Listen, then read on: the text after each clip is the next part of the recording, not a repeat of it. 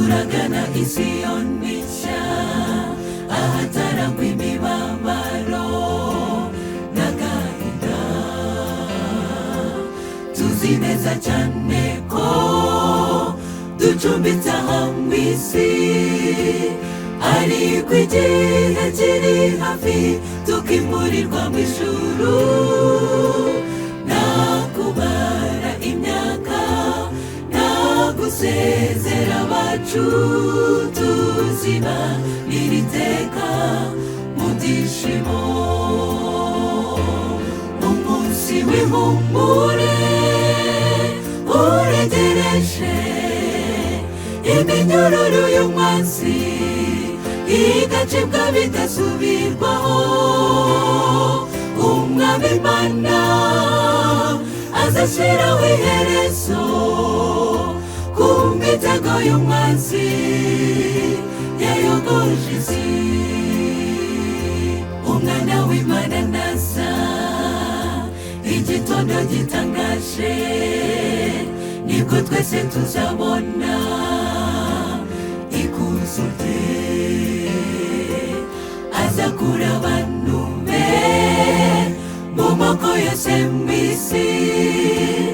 Iyo ntego nini cyane izaba itangaje rwose, kuzibonaho hera bizaba bitangaje. Bamuza duhe kuza bana nawe. Umunsi w'ihumure uregereje, iminyururu y'umwanzi igacibwa bidasubirwaho. Umwami Imana azashyiraho iherezo ku mitego y'umwanzi yayogoje isi.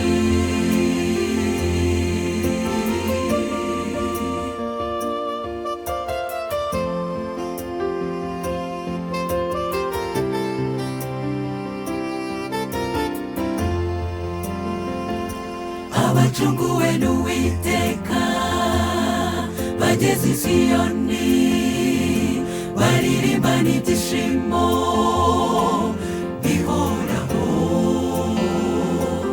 Bazanezerwa cyane babonye Umwami Yesu abaragaje imbere, ari we ubayoboye.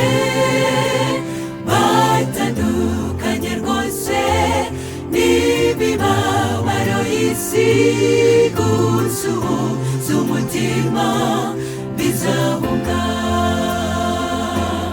Umunsi w'ihumure uregereje, iminyururu y'umwanzi igacibwa bidasubirwaho. Umwami Imana azashyiraho iherezo ku mitego y'umwanzi yayogoje isi. Umunsi w'ihumure uregereje, iminyururu y'umwanzi igacibwa bidasubirwaho. Umwami Imana azashyiraho iherezo ku mitego y'umwanzi yayogoje isi.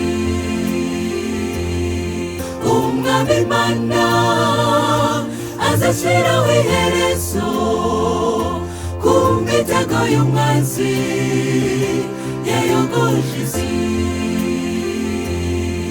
Umwami Imana azashyiraho iherezo ku mitego y'umwanzi